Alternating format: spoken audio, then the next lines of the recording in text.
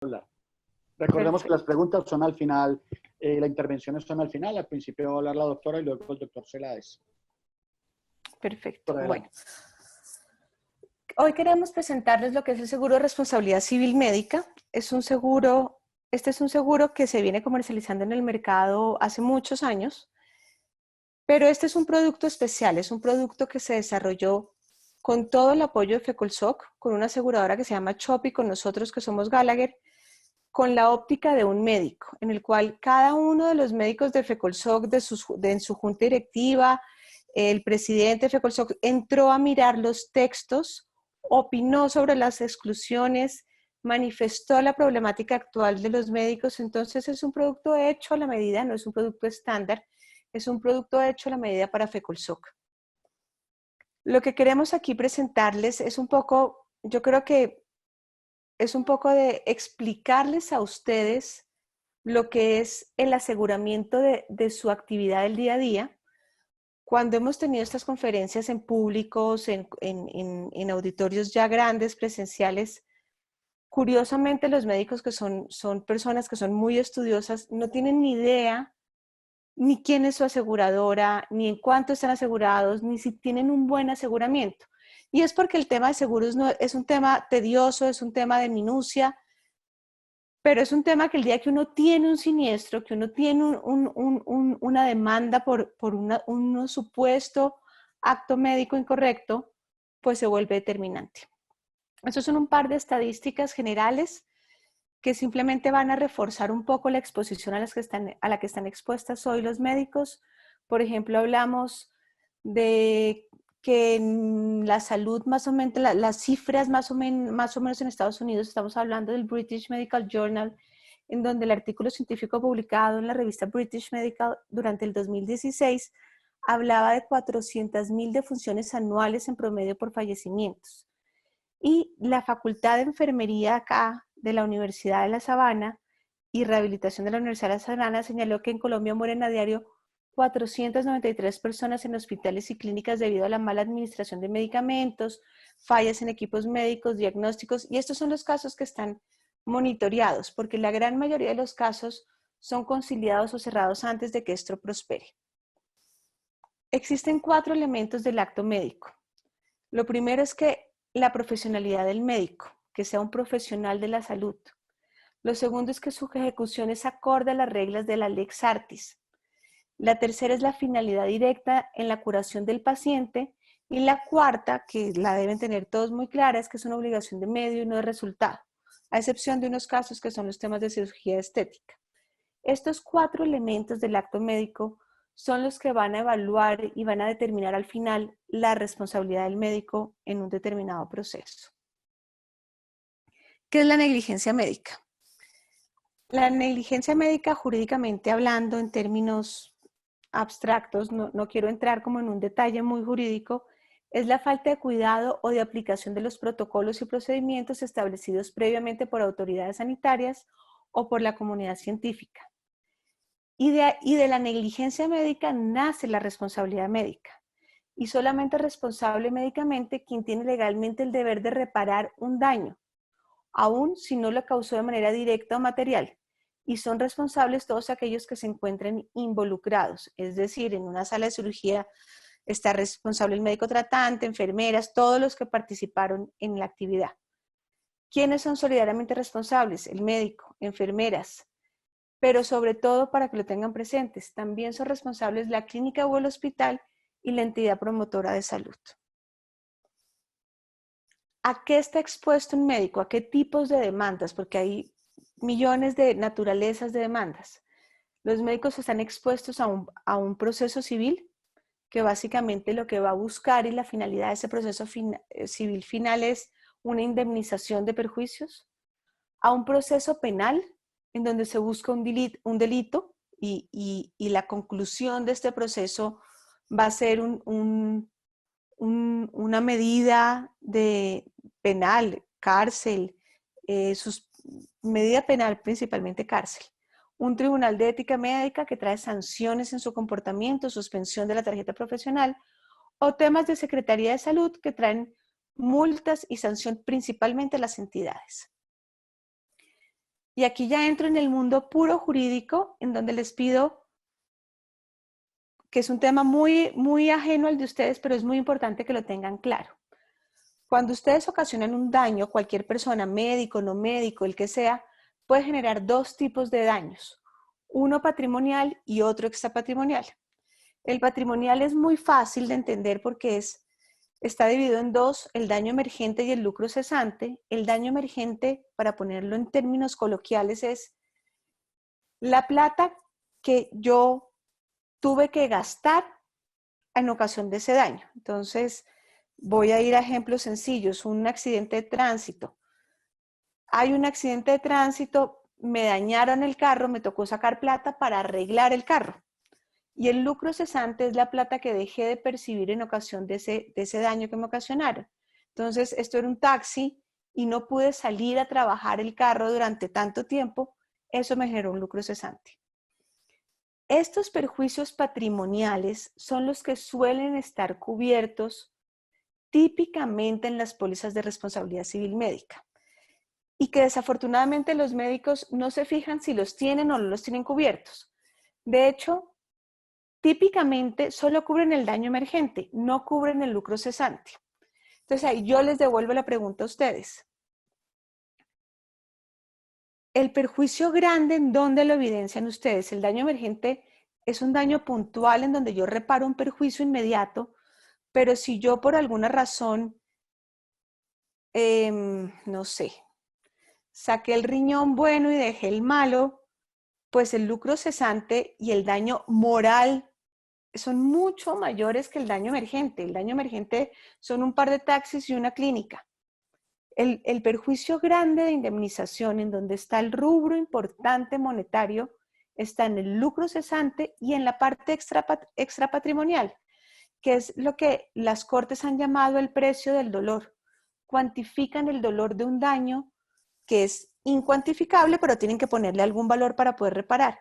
Y este daño extrapatrimonial se divide en daño moral, daño en la vida en relación, daño fisiológico, daños a bienes constitucionales, pero básicamente es la cuantificación del precio del dolor, que es muy importante que ustedes validen en sus pólizas, que ustedes tienen cubiertos todos estos daños.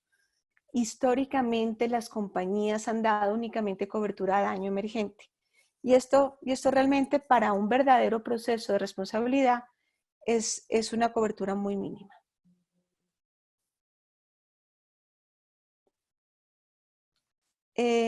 Esto ya se los expliqué. ¿Qué tenemos hoy en nuestra póliza? ¿Qué cubre la póliza que ha negociado FECOLSOC a través nuestro con CHOP? Cubre toda la responsabilidad derivada de consultas médicas y odontológicas. Cubre la administración de medicamentos, que no es usual que se cubra. Cubre procedimientos quirúrgicos, cubre rehabilitación y demás procedimientos médicos profesionales necesarios en el ejercicio profesional. ¿Y quiénes son las partes del contrato? Tenemos una aseguradora, tenemos un asegurado que son los médicos individuales, tenemos la persona jurídica que es el tomador, el que está llamado a pagar la póliza, y un beneficiario que es el tercero afectado, que usualmente debe ser el paciente o sus familiares. Y adicionalmente tenemos unas coberturas adicionales. Por ejemplo, esto es muy importante que lo tengamos en cuenta. Tenemos ampliada la cobertura en un evento de función del médico, por ejemplo, que si los herederos legales se ven involucrados porque tienen que pagar con el patrimonio del médico estos perjuicios, hay cobertura para los herederos legales, para el cónyuge. Los gastos legales incurridos en una investigación iniciada contra el asegurado. Más tarde vamos a hablar muy en detalle el tema de gastos legales. No me voy a meter aquí porque quiero profundizarlo más adelante. Tienen coberturas de gastos penales. Usualmente los temas de gastos penales no están cubiertos. Tienen cobertura para cirugías reconstructivas. Esto fue una petición específica que se pidió principalmente por la práctica de ginecobstetricia. Empleados no profesionales, cobertura para el suministro y prescripción de medicamentos, utilización y posesión de instrumentos propios de la medicina. Como les comenté, tienen cobertura de daños extrapatrimoniales y patrimoniales y daños relacionados con el tratamiento domiciliario. aquí voy a entrar en un tema que suele ser complejo de entender. Voy a ser lo más clara posible, pero si quedan dudas, les agradezco que me las hagan. Las pólizas tienen diferentes tipos de diferentes formas para que se afecten. La típica que conocemos nosotros es la de si ocurre un daño, ese momento en el que ocurre el daño, yo afecto la póliza. Y eso funciona muy fácil para pólizas de daños, para una póliza de autos. Si yo me estrello, yo llamo a la aseguradora que tengo en ese momento vigente y le digo, señora aseguradora, por favor, págueme el siniestro. Pero esto no sucede en los casos médicos porque no tengo claro cuándo ocurre el siniestro. Y se los voy a poner así de claro. El siniestro ocurre en el momento en que una persona se enferma y yo no la diagnostico en tiempo. El siniestro ocurre cuando la persona se enferma, la diagnostico en tiempo, le hago un tratamiento y en el tratamiento parece que no era el tratamiento adecuado y fallece. El siniestro ocurre cuando la persona fallece. El siniestro ocurre cuando se dan cuenta que no fue el procedimiento adecuado y que según las prácticas médicas del momento, ¿cuándo ocurre el siniestro? Esa es realmente la gran pregunta que se hace uno en responsabilidad civil médica y es por eso que en el mundo se evolucionó de pasar a esto se llama modalidad de cobertura o base de cobertura, de pasar de una base de cobertura por ocurrencia que funciona muy bien para muchos seguros a pasar a una base de cobertura por reclamación. Es decir, para efectos de la póliza, ocurre el siniestro en el momento en que yo médico, a que mi médico me llama un tercero y me dice, señor médico, ¿usted se acuerda de la cirugía que me hizo a mí hace 5 años? Pues me la hizo mal. En ese momento ocurre el siniestro. ¿Y por qué es esto tan importante? Porque si no lo dejamos de esta manera pactado, cuando ustedes los llamen 5, 7 años después, ustedes no van a encontrar su póliza. La que se supone que tenían vigente en el momento en que hicieron la cirugía, por hablar de un supuesto caso de cirugía. No van a encontrar su póliza. Hoy, si miramos las compañías de hace 5 años que están vigentes en Colombia, ya no existen. El 90% o se han fusionado o han sido compradas por otro. 3, los términos de prescripción ya pasaron frente al contrato de seguros. No los de ustedes frente al tercero, pero sí los del contrato de seguros. Cuestión que van a quedar con un hueco de cobertura muy grande. Por esto es muy importante y les pido que hoy lleguen a sus casas y revisen cuál es la base de cobertura que tienen contratada.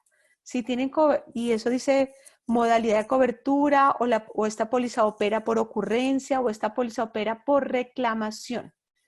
Es ideal que opere por reclamación para que los tiempos de prescripción de las normas los protejan y los protejan también para la facilidad del reclamo.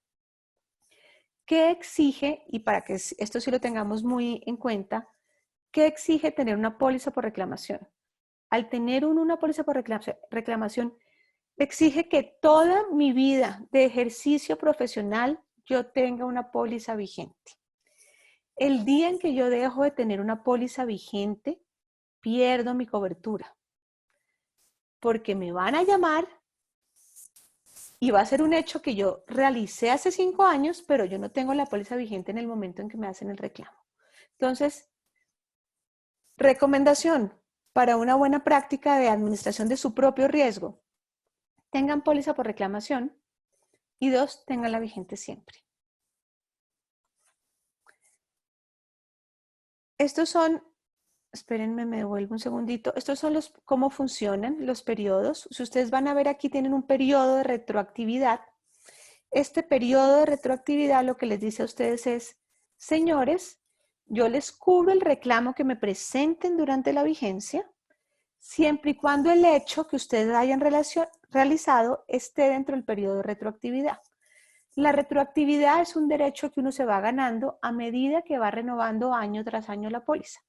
Por eso vuelvo y reitero la importancia de mantener vigente mi póliza toda la vida. Si yo llevo 20 años ejerciendo y la he venido renovando, tengo retroactividad de 20 años. Es decir, un hecho que realicé hace 20 años que me reclaman hoy, lo tengo cubierto.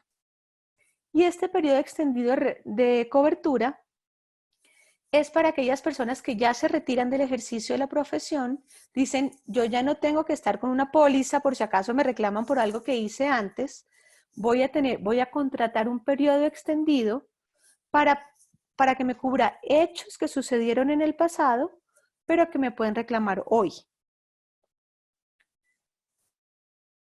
¿Qué no tenemos cubierto? Mala fe o dolo. Obviamente esto no es que no queramos, no hayamos sido lo suficientemente diligentes, sino que es una prohibición expresa del Código de Comercio. Podríamos decir que lo cubrimos y no se permite cubrir. No se cubren multas y sanciones. También es una norma imperativa del Código de Comercio. No se cubren reclamos y litigios anteriores o pendientes a circunstancias anteriores de seguros anteriores. Para eso está el periodo de retroactividad, a menos de que reconozcamos el periodo de retroactividad que teníamos antes.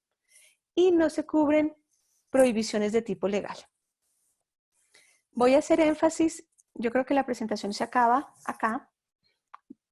Nos quedan únicamente los slides de los grandes valores agregados de esta póliza, y es la primera.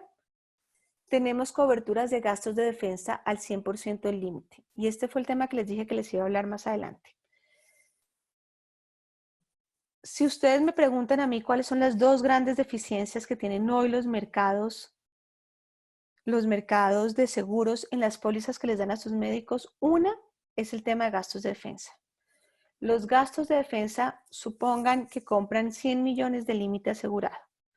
Cuando ustedes van a ver, les dicen, pero gastos de defensa únicamente le cubro 4 millones en la primera instancia, 6 millones en la segunda y 8 para indemnización. O sea, me estoy inventando unos números. Eso no sirve de nada.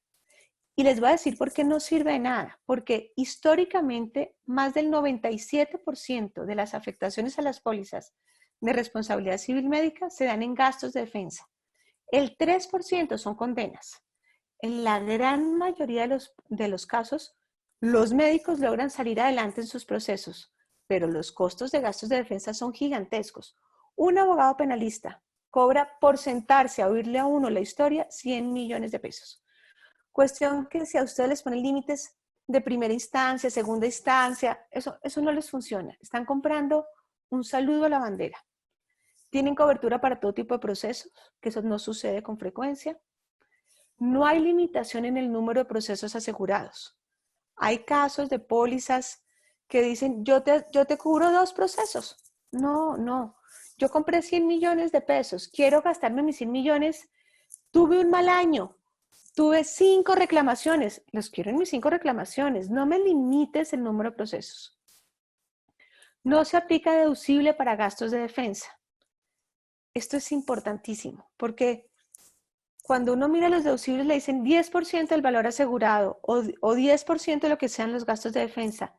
Pues 10 millones de pesos de 100 es un montón de plata. Para uno como persona natural, tener que pagar 10 millones de pesos es mucha plata. Aquí no hay deducible en gastos de defensa. Hay cobertura de extrapatrimoniales al 100%, que se los vimos. Hay cobertura expresa de culpa grave. Y esto va a ser un poco jurídico, pero es muy importante. Nosotros tenemos, el comportamiento se clasifica en culpa, en dolo, que es cuando yo tengo, se define jurídicamente como la maquinación fraudulenta con la intención de causar un daño.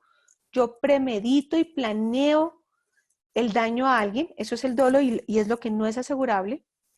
Después viene algo que es una culpa grave, que está definido como un buen hombre de negocios, en este caso un profesional en la materia, y dice, en este error no hubiera incurrido un buen profesional en la materia. Y la siguiente ya es la leve y la levísima, que son errores que son normales y que le pueden suceder a cualquiera. Aquí tenemos cobertura expresa de culpa grave.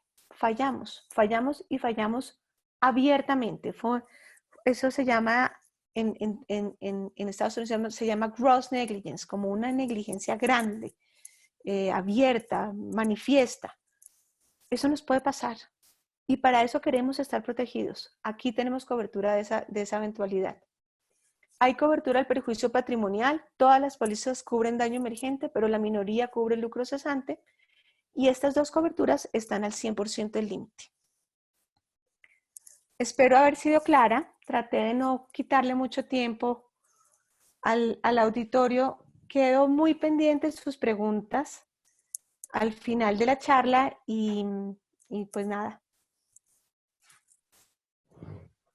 Excelente, doctora. Muchísimas gracias por su intervención, su anerviante intervención. ¿El doctor Armando Solano quiere hacer algún comentario?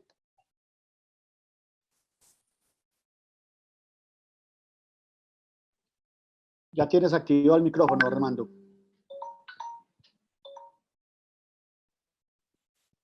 Armando, tienes activado el micrófono, puedes hablar.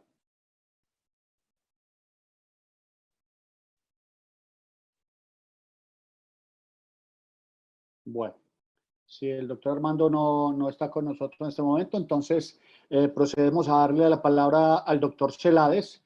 Ya lo presenté, que es ginecobstetra y abogado, y pues nos asesora en todas estas partes legales y que tiene amplio conocimiento. Doctor Celades, puede compartir su micrófono y puede compartir su pantalla. Ya tiene abierto el micrófono. Armando, ¿quieres hablar de alguna cosa? No, Carlitos, era, no sé, porque pareciera que el audio por momentos se corta, porque había comentado que a la doctora Carolina para que nos esperara, que el doctor Celades terminara la charla y hace como un pequeño ciclo de preguntas que yo sé que están saliendo mucho en el auditorio, ¿cierto? Y de pronto también con el doctor Celades podamos hacer un intercambio. Simplemente eso, Carlos. Entonces, Claro. procede José Fernando Celades, el doctor, ya tú lo presentaste, es ginecobstetra de la Universidad de Caldas y abogado especialista en Derecho Administrativo, coordinador de salud de la mujer de la Universidad del Quindío, litigante de responsabilidad médica hospitalaria, con juez del Tribunal Administrativo del Quindío, y también con una gran experiencia en su participación gremial en la federación. Adelante, José Fernando. Muy buenas noches. Un saludo para todos. Muchas gracias a Jafé Colsó, al doctor Armando Solano y al doctor Carlos Buitrago por esta invitación. Vamos a hablar de un tema que son los aspectos médico-legales en la atención ginecobstétrica en época de COVID-19.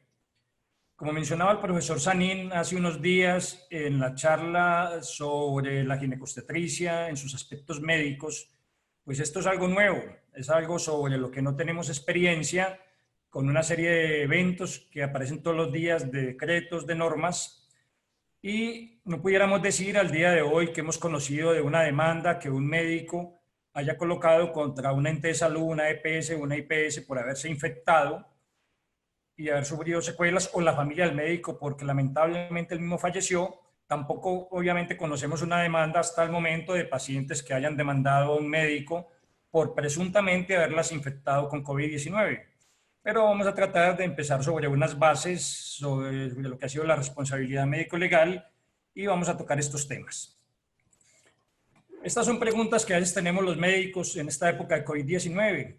Aparecen infinidad de normas, aparecen protocolos de múltiples sociedades científicas, de entes universitarios, y cuál es la norma protocolo que debemos de seguir.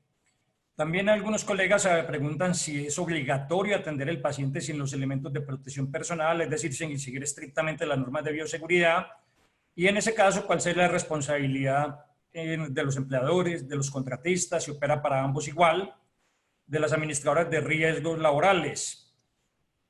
Si el COVID-19 a la fecha actual y para los médicos ginecobstetras es una enfermedad laboral, y en este caso, ¿qué podemos hacer? Si en el caso de no tener los elementos de bioseguridad, los elementos de protección, no contar con protocolos de atención para las pacientes ginecobstétricas, tanto sin COVID-19 como aquellas pacientes que lleguen a presentar la patología infecciosa viral, si el médico puede denunciar, si puede presentar una queja contra el empleador, contra el contratista, si lamentablemente en ausencia del médico porque puede haber fallecido, como ha sucedido en otras latitudes, en la atención de pacientes por infección con COVID-19, la familia puede demandar y hacer algún tipo de reclamación, si eso opera igual si el ente es público o privado, si una paciente nos puede demandar, y si en la atención de pacientes ginecostétricas en época de pandemia puedo incurrir en responsabilidad penal, ética o disciplinaria.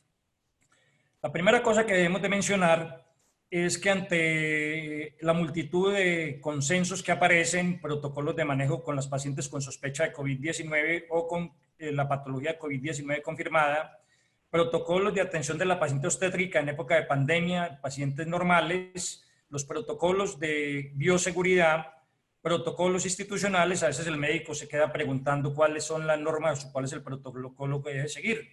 Y a veces el médico o las instituciones elaboran su propio protocolo. Es importante que los protocolos pueden ser de muy alta calidad, provenir de entes científicos y son útiles para llevar al juez y son útiles para presentarle al juez, pero no hay ninguna duda que en los aspectos médico-legales y cuando se presenta un proceso de reclamación o un proceso médico-legal, la primera norma que el médico mira es la que tiene la autoridad, es decir, cuál es la norma que tiene el Ministerio de Salud para determinar si existían unas obligaciones de tipo legal. Por eso es importante determinar que si hacemos una escala de normas o de protocolos, tenemos que tener claro que la primera norma protocolo y los entes y los estándares mínimos que debemos de tener son los que determina el Ministerio de Salud. A partir de esa es la base, a partir de la cual los médicos en su consultorio, en las clínicas, las instituciones de salud pueden tener estándares todavía mejores de bioseguridad, de protocolos, pero la base es la que tienen las autoridades de salud. Por eso siempre debemos de mirar cuál es el protocolo de bioseguridad para la época de pandemia que tiene el Ministerio de Salud, qué lineamientos ha determinado en relación al manejo de las pacientes ginecostétricas e incluso situaciones que aparecen nuevas, poco exploradas, como podría ser en nuestro país la telemedicina, la telesalud, si hay unas nuevas aplicaciones. El médico debe leer, los médicos hemos sido poco proclives a leer normas, a leer reglamentos, circulares, resoluciones, pero en este caso está determinado. A veces pudiéramos tener la idea que es telesalud, telemedicina, simplemente hacer consulta por Skype, por Zoom o por el WhatsApp, y resulta que no es así. A pesar de que se han aligerado los requisitos que tiene la ley para la telesalud y la telemedicina desde años atrás, existen una serie de requisitos sobre el tipo de plataforma, sobre la aprobación que da la Secretaría de Salud, sobre los requisitos de confidencialidad, el riesgo en la plataforma por donde va, cómo debe ir la fórmula escaneada, el consentimiento informado que tiene que otorgar el paciente aún en época de pandemia. Existen otros elementos que el médico tiene que conocer. Por ejemplo, en días pasados escuchaba en el chat de alguna sociedad científica del país, algunos de los médicos preguntando si existía algún protocolo, alguna norma o deber legal, es decir, emanada del Ministerio de Salud del gobierno, para prohibiendo o avalando la realización de cirugías electivas en época de pandemia. No existe, pero si existiera deberíamos de estar atentos a ella. Si no existe, debemos de seguir las sociedades científicas y posiblemente la primera que va a mirar un juez cuando se determine un proceso de responsabilidad médico-legal es qué dice la sociedad científica del país, en este caso la Federación Colombiana de Ginecología y Obstetricia. Y apreciaba que hay defectos en la atención. Hace unos días en algunas de las entidades donde trabajo, algunos ginecobstetras ya empezaron a hacer cirugía programada. Realmente lo que uno encuentra es que la recomendación de FECOLSO, tomando unas recomendaciones derivadas de FIGO, es no hacer cirugía programada, solo la cirugía oncológica. Y realmente aquella cirugía de problemas de larga data, tratar de posponerla por los riesgos que se han visto asociados. Daba una pauta que había la posibilidad de hacer cirugía programada si había una afectación importante de la salud, un riesgo sin ser oncológica, pero el médico deja de dar claridad en la historia de que lo está haciendo. Y es muy importante, y no lo veía en las pacientes que aparecían estos días. ¿Por qué? Porque empezamos a tener la presión de los gerentes de que hay que facturar, la presión de las pacientes que quieren, y el médico que necesita trabajar cuando a veces lo que hace es consulta y cirugía programada. Entonces, adicional al consentimiento, es importante que las cortes han permitido que en esta época de autonomía y no de paternalismo, no es el médico el que decide, sino que en el derecho a la libertad, el derecho al libre desarrollo de la personalidad, existe una total decisión de autonomía del paciente y el paciente puede asumir riesgos. Es decir, si la paciente considera que tiene mala calidad de vida por un proceso de una hemorragia de muchos años, por un proceso pélvico doloroso, pero que lleva muchos años, la paciente pudiera asumir unos riesgos conocidos mayores en época de pandemia. Pero debe haber un consentimiento informado que ya no solo se va a referir al tipo de cirugía que se le va a hacer. No solo la histerectomía que se le plantea a la paciente, sino que adicionalmente también tendrá que haber un consentimiento informado donde la paciente conoce que los riesgos a asumir en esta época son mayores y los asume. Si esos segundos riesgos, ese segundo consentimiento informado no está presente, el médico puede incurrir en responsabilidad médico-legal a pesar de que haya hecho una lex artis adecuada. Es importante conocer todas estas normas, empezar a desarrollarlas, y una de las siguientes preguntas que nos aparecía es si debo atender los pacientes sin los elementos de protección personal, es decir, sin un seguimiento estricto de las normas de bioseguridad. Cuando esto se mira desprevenidamente, se considera por muchos médicos, sociedades científicas y aún por externos y profesionales de otras áreas, que al fin y al cabo la medicina es una ciencia humanística y de sacrificio, y que el médico sí tiene la obligatoriedad de, aún sin los elementos de bioseguridad, atender a los pacientes con COVID-19 o que tengan unos elementos de riesgo importante. Y aparece como primer elemento los principios, ustedes los pueden ver allí. Y los principios en muchas ocasiones son los que conllevan a que en el ébola, en el mismo COVID, en España, en Italia, muchos médicos sin equipos de bioseguridad hayan atendido a estos pacientes. Sus principios eran de que lo más importante era la vida del paciente por encima aún de la vida misma y hasta la de sus familiares. Pero los principios, si bien son unas reglas de conducta de lo que posiblemente se debe hacer, no son obligatorios, no son normas legales. A veces las apoyan y son su fundamento, pero a veces aparecen principios, como ustedes leen allí en el número 4, pueden aparecer principios donde el médico considera que su vida sí es un bien muy valioso, que definitivamente es un derecho fundamental, la vida de su familia considera que es un núcleo fundamental de vida, y que esos principios de apoyar la familia son muy valiosos, y que definitivamente no va a atender pacientes en esta época, o que no atiende pacientes sin elementos de bioseguridad. Y esto ha tenido diferentes variaciones a lo largo de la época de la historia. En la época de los años 168 a 185 después de Cristo, en la época de la peste antonina, el mismo Galeno escapó de Roma cuando se presentó la peste. Es decir, sus principios no daban para quedarse. En años más recientes, en este siglo, la Asociación Estadounidense de Médica y la Sociedad Científica sacaron algunos principios de que el médico a una costa de su vida debía prestar atención a otros pacientes y no debía renunciar a la atención médica. Pero como decimos, esto depende de cada cual, y son tan válidos los principios de quien asume atender el paciente en esta época sin equipos de bioseguridad, como aquellos médicos que determinan que no van a atender los pacientes porque los principios avalan a unos y otros. Ya desde el punto de vista legal, es claro que no es obligatorio, no existe el deber legal de atender pacientes sin todos los equipos de bioseguridad, sin todos los elementos de protección adecuados. Debemos de mirar cuál es el protocolo del ministerio, debemos de mirar cuál es el protocolo que tiene la Federación Colombiana de Ginecología y Obstetricia. Y si el mismo establece que pueden haber aerosoles en el trabajo de parto, en la reanimación fetal intrauterina, en el expulsivo, pues necesitamos todos los equipos de bioseguridad, todos los elementos de protección para un momento en el que se presentan aerosoles. Si no está en el médico, no estaría obligado porque no tiene ese deber legal. Y lo encontramos en la Ley 23 del 81. En el artículo 6 aparece que el médico rehusará la prestación cuando no existan las condiciones adecuadas, cuando no se permite el correcto ejercicio profesional.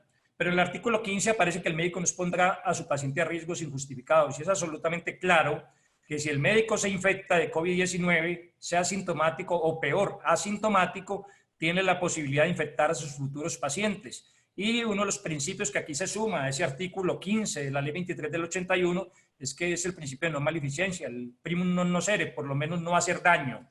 También, si miramos la Ley 1751 del 2015, ustedes recuerdan que es la ley estatutaria de salud, la ley que rige y es una ley de orden superior por ser estatutaria, y aparece que el derecho fundamental a la salud es autónomo e irrenunciable. El médico no está obligado a renunciar en ningún momento a su propia salud. El médico es un ciudadano colombiano como cualquier otro, y el que tenga una profesión humanística no lo obliga a renunciar a su estado de salud. Aparecen obligaciones del Estado, y debemos de recordar que el Estado somos todos. El Estado es el sector público y el sector privado también, y dice que el Estado, tanto en sus políticas, en sus instituciones de salud, tanto públicas como privadas, y para el Estado es una obligación abstenerse de realizar cualquier acción o omisión que pueda resultar en daño a la salud de las personas, allí entra el médico. Y el artículo 18 de la ley 1751 es donde se establece que el médico debe trabajar en unas condiciones dignas y justas, y eso implica trabajar en condiciones de seguridad. Y encontramos que además existe un sustento normativo en la Constitución Política de Colombia. El artículo primero dice que es un Estado social de derecho, una república unitaria que está fundada en la dignidad humana. El artículo 11, que el derecho a la vida es inviolable. En ninguna parte dice en el artículo 11, ni hace ninguna observación, que eso exceptúa a los médicos o a los profesionales sanitarios y que su vida sí puede ser violada por cualquier tipo de atención. El artículo 18 es el que permite la objeción de conciencia y es claro de que nadie está obligado a actuar contra su conciencia, contra sus principios, contra su decisión de no ponerse en riesgo o no poner en riesgo su familia. El artículo 25 obviamente es el que habla del trabajo y de las obligaciones que contempla el trabajo. El artículo 42 establece que la familia es el núcleo fundamental de la sociedad. En ninguna parte establece que no es así para el médico y que el médico puede poner en riesgo su familia adquiriendo una infección por carecer de equipos de bioseguridad. El artículo 49 establece una obligación de autocuidado. El artículo dice que toda persona, y toda persona incluye al profesional sanitario, tiene el deber de procurar su autocuidado. Y el artículo 53 dice que los beneficios laborales mínimos, que los derechos de los trabajadores son irrenunciables. Así igualmente aparecen una serie de normas de orden internacional y de tratados que forman parte por haber sido incluidos en el derecho interno, de las protecciones que tiene también el profesional sanitario, como son el Pacto Internacional de Derechos Civiles y Políticos en su artículo 6 y 23.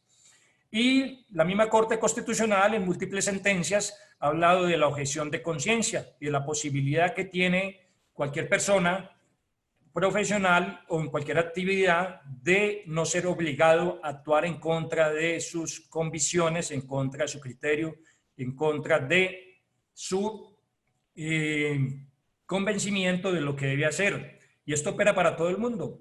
Un soldado no está obligado a ir a una muerte segura. Si bien su tarea y su oficio o profesión de un soldado implica un riesgo de vida, no está obligado a acudir a un sitio donde necesariamente puede morir o sin los elementos necesarios de protección. También los bomberos se saben que tienen un riesgo, pero incluso aparecen los bomberos y uno lo lee en algunos escritos de que no están obligados a entrar a un edificio que está a punto de caerse o que está totalmente en llamas. Y en estas sentencias, incluso en una de ellas, que usted ven en la parte inferior, la Corte Constitucional declaró exequible un artículo que tiene el Código de Ética de la Enfermería, donde determina que ellas para ciertas actuaciones pueden presentar objeción de conciencia. Entonces, la objeción de conciencia es un derecho del profesional de la salud cuando considere que objeta trabajar sin los elementos de protección personal o objeta trabajar en época de pandemia. ¿Cuál es la responsabilidad de la entrega de los equipos de protección personal de los empleadores, de los contratistas y de los ARL y de las administradoras de riesgos laborales? Pues bien, el decreto 539 del año 2020 estableció que los protocolos de bioseguridad quedaban todos en cabeza oficialmente del Ministerio de Salud, no solo para la atención en salud, sino para los aspectos de salud relacionados con eventos comerciales, con eventos sociales. Y el decreto legislativo 488 del 27 de marzo del 2020, en su artículo 5, establece que las administradoras de riesgos laborales deben complementar la acción de los empleadores y contratistas destinando el 7% para la promoción y para la compra de equipos de bioseguridad. Y posteriormente aparece la circular 029 del 2020, donde ustedes miran, porque aquí ha habido alguna discusión y algún temor de algunos, dicen, es que yo no soy empleado, yo soy contratista. Mi empleador no es mi jefe, es un contratante. Pues bien, como ustedes ven en la parte inicial de la circular está dirigida y crea obligaciones para los empleadores, para los contratantes y para las ARLs. Y determina que la obligación principal es del empleador o el contratante de proporcionar todos los elementos de bioseguridad, todos los elementos de protección personal al empleado o al contratista. En ese caso, para los médicos que con frecuencia en un porcentaje superior al 80% somos contratistas o prestadores de servicios, sigue siendo una obligación del contratante, no los tenemos que asumir nosotros. Pero esto no es nuevo, esto ya estaba en el Código Sustantivo del Trabajo. Como ustedes ven allí, el artículo 348 ya establecía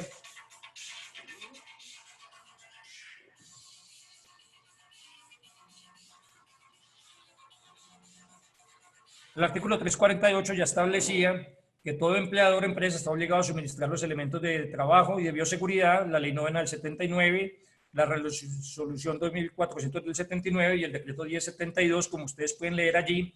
El empleador o contratista debe suministrar los equipos de protección personal sin ningún costo para el trabajador. Es más, debe asegurarse que los esté usando y debe estar actualizando los protocolos de uso. ¿Qué podemos hacer con las deficiencias o ausencias de los equipos de protección personal? Si el médico asume trabajar en dichas condiciones o el médico sigue laborando o desarrollando su contrato de prestación de servicios, no hay ninguna duda que el médico tiene la obligatoriedad de escribir, de informarse, de informar, de quejarse, de denunciar que los equipos de protección personal no existen, son insuficientes, están incompletos, son de mala calidad. A usted le entregaron un tapabocas por la mañana, pero el tapabocas esperan que dure para el siguiente día una mascarilla quirúrgica convencional, cuando después de unas horas es inútil. Le entregan solo una parte de los equipos de bioseguridad. En una de las instituciones donde trabajo en la ciudad, nos entregaron esta semana mascarillas quirúrgicas que dio una ARL, que se pavonean de que han entregado 28 millones de equipos de protección personal en Colombia, y esa mascarilla, con esa mascarilla convencional, uno podía pagar una torta a 1 metro de distancia con ella puesta, pasaba directamente todo, de pésima calidad. Y además había que firmar un registro donde decía que uno había recibido de la ARL equipo de bioseguridad, un equipo de protección personal. Encontré alrededor de unas 15 firmas antes de la mía. Es decir, esas 15 personas están dando fe de que la ARL les entregó un equipo de protección personal. Al lado de mi firma quedó la anotación de que era una mascarilla quirúrgica de pésima calidad, que venía en el aire, que no traía ningún empaque, que no traía ninguna norma técnica y que se apreciaba de lejos que era un equipo de protección personal de mala calidad, que no era útil para el trabajo. Es decir, los médicos debemos describir cuando este tipo de situaciones pasen, porque a veces nos pasan formatos para firmar. Había otro formato en una entidad donde aparecían varios cuadros de entrega de equipos de protección personal. Y entonces aparecía desde la bata, aparecían las monogafas, aparecía el visor, aparecía el monotraje, aparecía la mascarilla quirúrgica, el respirador N95, y lo único que nos estaban entregando era la mascarilla quirúrgica. También encontré que todos los que habían recibido turno en el horario de la mañana ya habían firmado y habían puesto la X en la mascarilla quirúrgica, pero dejaron todos los demás espacios vacíos. Esos espacios hay que llenarlos porque los puede llenar el contratante o los puede llenar la ARL, diciendo que todos esos elementos de seguridad que nunca nos entregaron y que aparecen en el cuadro, ellos pueden colocar todas las X en algún momento determinado. Entonces tenemos que ser claros cuando recibimos los equipos de protección personal, qué fue lo que recibimos y cuáles son las condiciones en que los encontramos. También debemos de hacer anotaciones en la historia clínica. La ley 23 del 81 y la resolución 1995-1999, que es la que rige la historia clínica, permiten que el médico escriba sobre todos los elementos o circunstancias alrededor de la atención del paciente. Debemos describir cuando no existen los equipos de protección personal para hacer la atención del paciente, cuando no existen protocolos, cuando no se cumplen. Cuando hay carencia de suministros, encontramos instituciones donde no hay lavamanos, donde en el lavamanos no hay jabón, donde no hay alcohol glicerinado en la puerta de todas las habitaciones. Esos elementos deben quedarse consignados en la historia clínica o en algún documento. Siempre se debe informar a los directivos. Y aquí es muy importante que a veces no lo hagamos solo por el chau unipersonal que tenemos a veces con el gerente, con el director médico de la clínica, sino que utilicemos los canales oficiales, el correo electrónico de la entidad para informar que no hay protocolos, que los protocolos son de mala calidad, que no se siguen, que no se cumplen en el horario de la noche, que los equipos de protección personal son inadecuados. Podemos hacer llegar a esas oficinas de dirección médica o de gerencia un oficio y pedir el recibido, dejar constancia de que lo colocamos en conocimiento de las directivas, enviar un correo, enviarlo por correo certificado si no nos lo reciben, pegarse una voladita allí a Servientrega o alguno de ellos. Y lo ideal es que fuera una manifestación. Quienes tenemos alguna experiencia gremial, como manifestaba el doctor Solano, conocemos que los médicos somos los tipos que más colectivamente trabajamos y más bravos somos en el chat. Allí peleamos con la clínica, con el hospital, nos enojamos de todo, escribimos todas las falencias, apuntamos todos los elementos deficitarios, entre todos charlamos y decimos que vamos a hablar con el gerente, vamos a poner la queja, vamos a hacer la denuncia, pero solo aparece uno, que es el que vaya a hacer el trámite oficial y que es el cansón, el médico, el profesional sanitario insoportable, que para el próximo contrato ya no sigue en la institución. Esta debería ser una queja de todos, porque no hay ninguna duda que en este momento estamos en un riesgo colectivo. El riesgo de que una compañera de trabajo, un auxiliar de enfermería, una enfermera jefe, otro ginecostetra se infecte es un riesgo que se nos traslada a todos. Y si hemos sido tolerantes en otras ocasiones, pues esta es una donde ya no solo están riesgos del paciente, hemos trabajado con muchos déficits en muchas instituciones y nos quedamos de ellas en el chat. No le decimos nada a las autoridades.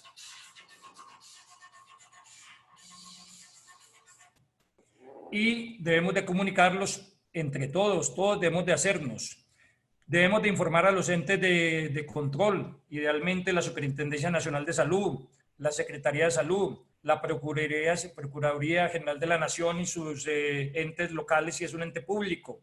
E incluso los médicos pudiéramos acudir a una acción constitucional como es la acción de tutela para que los entes públicos o privados, EPS, IPS, diferentes aseguradores o entes nos entreguen los equipos de protección correctos.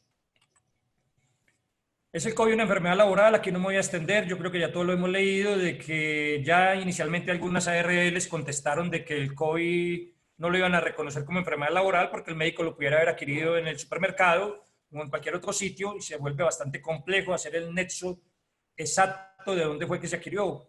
El decreto 538 de 2020 que establece pautas para el sector salud, en su artículo 13 pues establece que el COVID es una enfermedad laboral para el personal de la salud. Y el 21 de abril el Consejo Nacional de Riesgos Laborales reconoce que el COVID-19 es una enfermedad laboral para todos los trabajadores de la salud, no solo para quienes en algún momento llegasen a documentar que atendieron pacientes sospechosos de COVID o confirmados de COVID-19, sino para todos los que realizamos atención directa. Hay algunas dificultades en algunos de los artículos porque dicen que las ARLs van a hacer un reconocimiento a partir del diagnóstico, quedan allí unos vacíos de qué pasa hacia atrás antes de que se tenga el diagnóstico confirmado. La otra cosa que hay que tener en mente siempre para el futuro es que ese reconocimiento de las ARLs van a ser sobre el índice de base de cotización. Es decir, salimos bastante desfavorecidos porque debemos de recordar que los contratistas no cotizamos sobre la totalidad del ingreso, sino sobre un porcentaje del mismo, y ese índice de base de cotización sería el que nos reconocerían. Esta es una pregunta que escuchamos con alguna frecuencia. Yo puedo denunciar, puedo presentar una queja contra el empleador, contra el contratista, puedo demandar.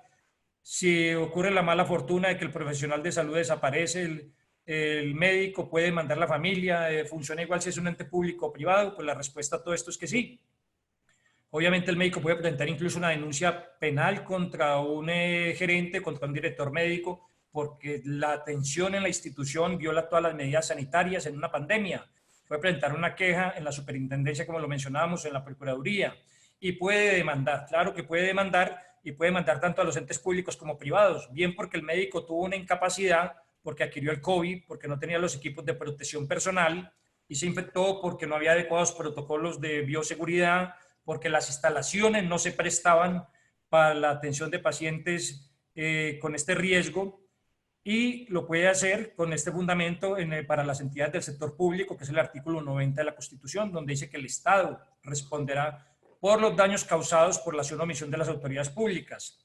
Y lo haría a través de la ley también de la acción de reparación directa, del medio, que es hoy en día el medio de control de reparación directa, que está en el Código Contencioso Administrativo, donde el médico puede reclamar perjuicios morales, puede reclamar perjuicios materiales, puede reclamar por daño a la salud, que hoy en día en la jurisprudencia del Consejo de Estado incluye lo que mencionaba la doctora Salameda en el sentido de lo que eran antes los daños fisiológicos, el daño a la vida de relación, ya lo han metido en un solo bloque, que es el daño a la salud.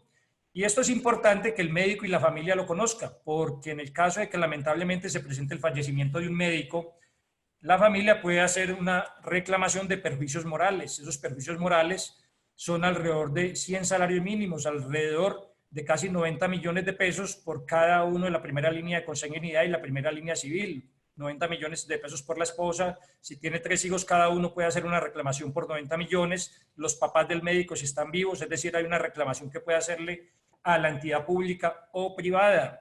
Los perjuicios materiales. Si el médico se ganaba 20 millones de pesos y la ARL no reconoce sino 10, pues hay un perjuicio allí en el ingreso.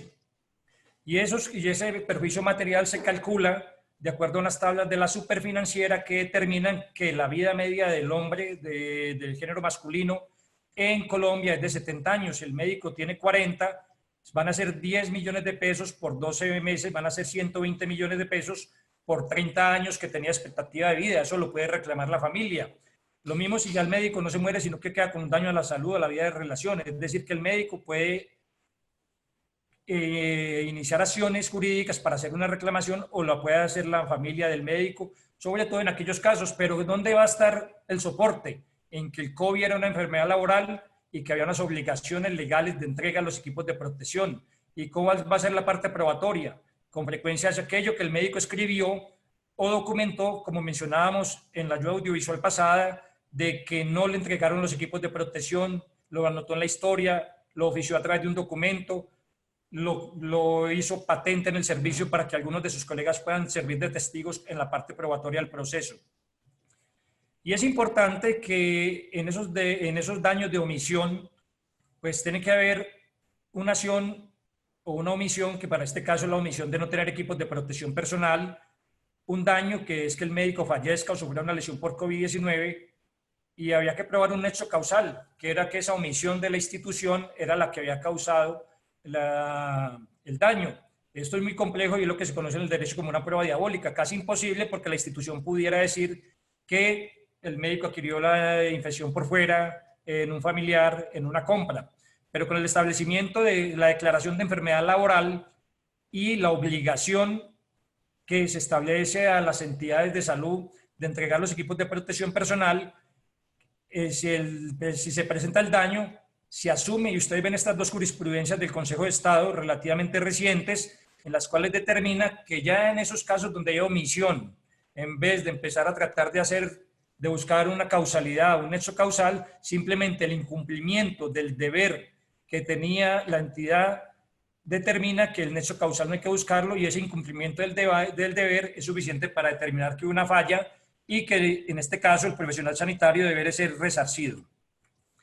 Y para las clínicas privadas, para los entes de protección, recordarán que en el Estado es el Consejo de Estado y los tribunales administrativos. Aquí para la atención en clínicas privadas o entes privados es la Corte Suprema de Justicia como cabeza y los juzgados y tribunales civiles. Y aparece la responsabilidad civil contractual, donde aquí es muy importante, a veces pudiera argumentar el director médico o el gerente que en ninguna parte aparece que a él lo tiene que cuidar, que en ninguna parte aparece que él tiene que entregar los elementos de bioseguridad, y que en las cláusulas del contrato no aparecen, esos contratos de prestación de servicios que tenemos bastante leoninos y a veces elaborados por la entidad, no aparece en ninguna parte.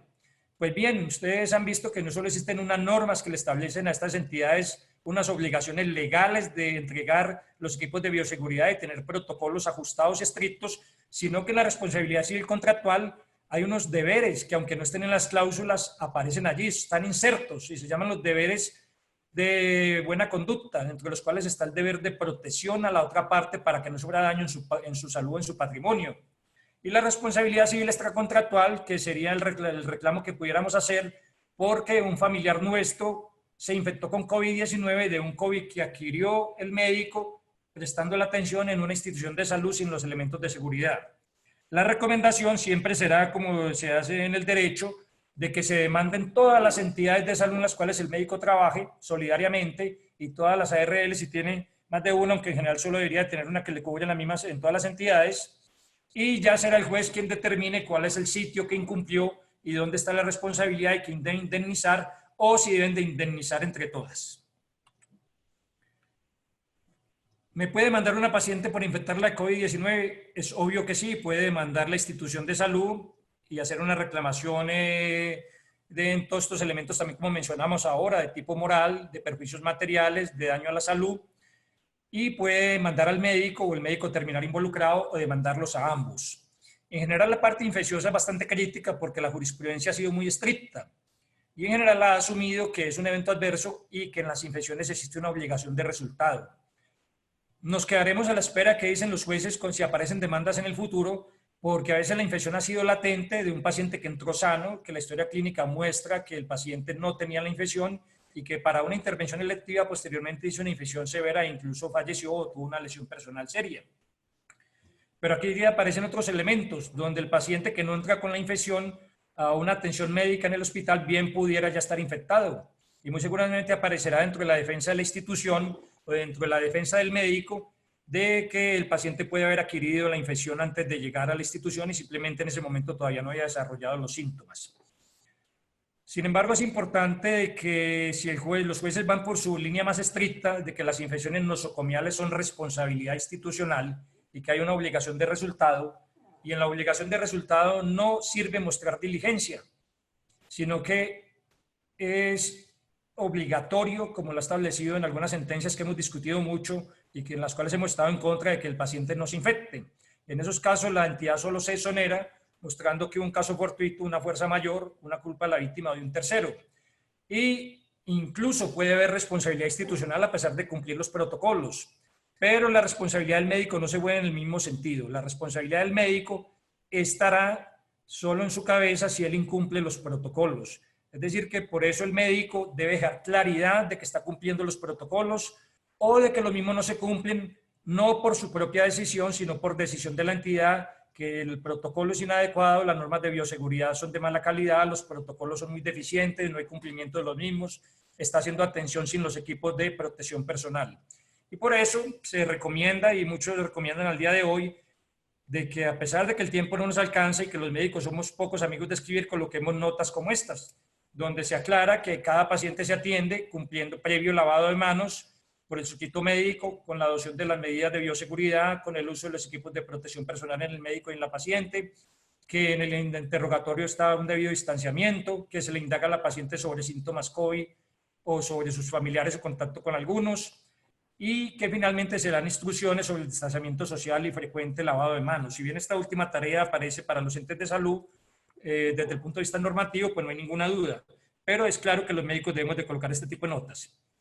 Y para finalizar, con esta última ayuda audiovisual, es claro que el médico puede incurrir en responsabilidad ética, en responsabilidad disciplinaria, en responsabilidad penal, si no sigue los protocolos, si los violenta, y recordemos que tenemos protocolos tanto de atención médica, netamente para la paciente, que pueden estar ligeramente disminuidos por ser época de pandemia. Si ustedes miran la resolución 3280 del 2018, que es la ruta para la atención perinatal, establece que las pacientes de cesárea deben de quedar un mínimo de 48 horas. Si miran los lineamientos provisionales para la atención de la paciente obstétrica oficiales del Ministerio de Salud, dice que en situaciones de congestión o de problemas por la pandemia, se pudiera disminuir esa estancia de la paciente de la cesárea a 24 horas, pero que en ninguna circunstancia la paciente debe ingresar ni en un parto ni en una cesárea antes de 24 horas de observación. Es decir, que los médicos debemos de estar atentos a ese tipo de cambios que a veces se dan. Va a haber responsabilidad ética y disciplinaria si el médico no cumple los protocolos, no usa los equipos de protección personal, no los pide, no los solicita y expone a sus propios pacientes a riesgo que es injustificado. Si el médico es un servidor público, es decir, está empleado ya de los poquitos que quedan en la planta de las instituciones, pues claro que puede incurrir en violaciones de normas del Código Único Disciplinario. Y en la responsabilidad penal puede haber homicidio, incluso puede verse involucrado en homicidio o lesiones personales culposas. ¿Por qué? Por violación al deber objetivo de cuidado. Es decir, el médico no utilizó los elementos de protección personal. No dejó constancia que no existían. Entonces, como no dejó constancia, aparentemente los usó y está sacando a la entidad de salud de su responsabilidad. El médico no sigue los protocolos, tanto de la parte obstétrica como desde el punto de vista de la pandemia. Aquí también puede haber delitos por omisión de posición de garante, es decir, cuando el médico incumple el deber jurídico, si aparece una norma que le dice que en el parto hay aerosoles y que tiene que utilizar X elementos de protección, esa es una norma obligatoria. Allí puede haber un delito por omisión de ese deber jurídico que tiene. Y este tercer delito que aparece allí es la omisión de socorro, que ha creado también mucho temor en algunos médicos porque dicen que pueden estar incursos en dicho delito si no atienden el paciente, así no hayan equipos de protección personal. Pero este tipo de delito en su tipología tiene una serie de elementos. el riesgo del paciente tiene que ser grave para inminente, tiene que ser grave para su salud, su vida, pero me parece un elemento que no hay obligación si esa omisión de socorro tiene como fundamento que para el quien la va a prestar o para un tercero, el riesgo para su vida o su salud puede ser igual. Es decir, que el médico que se niega en algún momento porque considera que para su vida o para su salud, el no apoyar a un paciente, sino equipos de protección personal, no incurre en omisión de socorro. Y finalmente, la violación de medidas sanitarias. Hace unos días en alguna clínica de la ciudad, una enfermera jefe, a pesar de estar COVID positivo, siguió yendo a trabajar con la anuencia de la institución. No hay ninguna duda que desde el punto de vista de desde el punto de órdenes de la Secretaría de Salud tenía una orden de aislamiento. Es una violación de medida sanitaria y es una violación de mera conducta. No se necesita que los pacientes se infecten o que los compañeros de trabajo se infecten. Solo es el comportamiento y puede dar 4 a 8 años de cárcel. Entonces, terminamos acá. Esperamos las preguntas y que realmente hayan dado algunas luces para el ejercicio nuestro en esta época de pandemia de COVID-19. Gracias, José. Excelente. Yo creo que nos has dado muchas luces en estos momentos de la pandemia. Mira, voy a tratar de resumir algunas preguntas que he visto en el chat y que están relacionadas entre sí. En algunas instituciones de salud han puesto a los profesionales a firmar algunos documentos, ¿cierto? Que de conformidad ellos aceptan las condiciones en que la clínica está prestando a la institución el servicio y que ellos van a asumir su propio riesgo en caso de adquirir un contagio del COVID-19. ¿Cuál es la validez que tienen desde el punto de vista legal estos documentos que ponen a firmar a los profesionales? Ese documento es ilegal y carece de validez. Y bien el médico pudiera no firmarlo, pero con las presiones que existen hoy en día de que quien no firma el contrato no se le extiende o no se le renueva, bien puede firmarlo porque ese documento no tiene ninguna validez y ninguna legalidad. ¿Y cuál es el fundamento de ello? Uno, que no es de su esfera personal, de su voluntad, de su libertad para decidir. No hay duda que hay un constreñimiento del empleador o del contratante. Desde otro punto de vista, en la legislación civil, en lo que es el derecho civil, aparecen los derechos personalísimos. El derecho personalísimo a la salud y a la vida es irrenunciable, es decir, por disposición legal. Entonces no puede aparecer un documento donde el médico esté haciendo una renuncia. Y además ustedes han apreciado en la Ley Estatutaria de Salud y en otra serie de disposiciones, como la Constitución Política de Colombia, que el derecho a la vida y el derecho a la salud es inviolable, es irrenunciable, es decir, son derechos fundamentales. Entonces no hay ninguna duda que en esos tres fundamentos, la legislación civil, una serie de normas específicas que protegen la salud y la vida, y el constreñimiento de ese documento carece de total validez y es ilegal. Gracias, José. Otra pregunta, porque sé que en el auditorio también hay residentes. Entonces, aquí nos hacen una pregunta. Toda esta normatividad que se ha sacado tanto desde el punto de vista de nuestras organizaciones científicas y gremiales como desde la parte de la oficialidad, desde el ministerio, ¿cómo están los residentes en la parte del desarrollo de su trabajo y de su quehacer como residentes, ¿cierto? Desde el punto de vista de la normatividad. Lo que pasa es que el residente tiene una doble calidad. El residente ya es un médico graduado, lo cual no le sucede al estudiante de medicina o al médico interno, pero él es un médico graduado y él asume responsabilidades como médico graduado en algunas actuaciones. Sin embargo, lo que lo rige desde el punto de vista de la obligatoriedad en la institución son los convenios docentes asistenciales, especialmente los reglamentos que tienen las universidades y que pueden tener los hospitales desde el punto de vista de los residentes. Pero no hay ninguna duda que estos reglamentos no pueden tener ningún tipo de norma ni ningún tipo de estipulación que coloque a los residentes en riesgo obligatoriamente. Diferente es que un residente desde el punto de vista de ser médico graduado como profesional de la salud y en lo que hablamos de los principios, decida asumir y que estar en la primera línea de atención de pacientes con COVID-19 o sospechosos, y esa es una decisión muy personal por ser un profesional de salud en su título de médico. Pero desde el punto de vista institucional y desde el punto de vista universitario, si esa obligatoriedad, como he mencionado, no puede estar tajante para el profesional de la salud especialista y que tiene un vínculo laboral o contractual con la institución, es mucho menor la responsabilidad y las obligaciones para quienes están haciendo formación académica. Ok, José, y ya por último, la última pregunta, porque pues ya todos hay otras charlas programadas. En el caso tú sabes, la mayor parte de nuestros profesionales están por prestación de servicios con las diferentes entidades, tanto de medicina prepagada, en fin. En este caso, ¿cómo se da la relación desde el punto de vista de los equipos de protección para que ellos puedan acceder, ya sea a través de la ARL o exigiéndose a la empresa medicina prepagada? El médico que tiene un contrato de prestación de servicios tiene, de acuerdo a las disposiciones legales que están en normas previas, como he mencionado, Código Sustantivo del Trabajo, una serie de decretos, y ahora la resolución de marzo del Ministerio del Trabajo, en el sentido de que él tiene derecho a que le entreguen sus elementos de protección.